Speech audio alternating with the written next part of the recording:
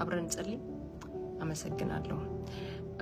እንደዚህ ይላል ኢዮብ መጽሐፍ ምዕራፍ 26 ከቁጥር 1 ጀምሮ ያለውን አነባለሁ።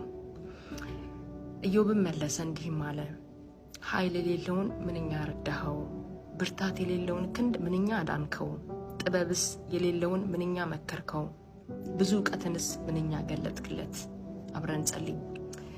እግዚአብሔር የዘላለም አባት ሆይ በኢየሱስ ክርስቶስ ስም እናመሰግንሃለን። እግዚአብሔር ሆይ በነገራችን ሁሉ ያንተ ጥበቃ፣ ያንተ ምህረት፣ ያንተ ቸርነት ስለበዛ እናመሰግንሃለን። ክብርን ልንሰጥ እንወዳለን። ምስጋናን ልናመጣ እንወዳለን።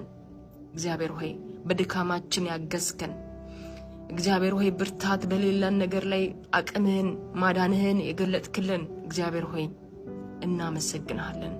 ስለ ጥበቃ፣ ስለ ምህረት፣ ስለ ቸርነት፣ ስለ አባትነት እናመሰግንሃለን። ቸርነህ ምህረት ለዘላለም ነውና እናመሰግንሃለን። እግዚአብሔር ሆይ እንደ ኃጢአታችን እንደ በደላችን ብዛት ስላልቆጠርክብን እናመሰግንሃለን። ጌታ እግዚአብሔር ሆይ አቤቱ እንደ ቃልህ እጸልያለሁ። ኃይል ለሌለው ኃይልን የምትሰጥ አንተ ነህ። ብርታት ለጎደለው ብርታትን የምትጨምር አንተ ነህ። ዕውቀት ለጎደለው ዕውቀትን የምትሰጥ አንተ ነህ። በደከምንበት ነገር ሁሉ ላይ በዛልንበት ነገር ሁሉ ላይ የሚያበረታ ጸጋ፣ የሚያግዝ ጸጋ በእኛ ላይ እንዲመጣ እንዲለቀቅ እኔ በኢየሱስ ስም እጸልያለሁ። ጌታ እግዚአብሔር ሆይ በኢየሱስ ስም የደከሙ ጉልበቶች አሁን ይበርቱ።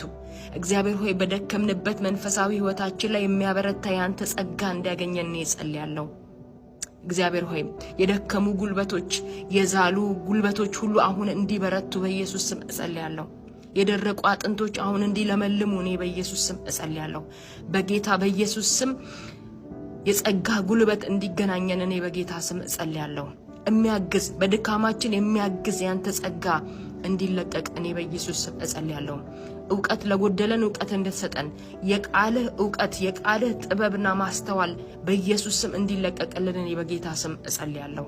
ክብር በሰማይ በምድር ለአንተ ይሁን። ስለሰማህን ተባረክ። በኢየሱስ ስም አሜን። ተባረክ።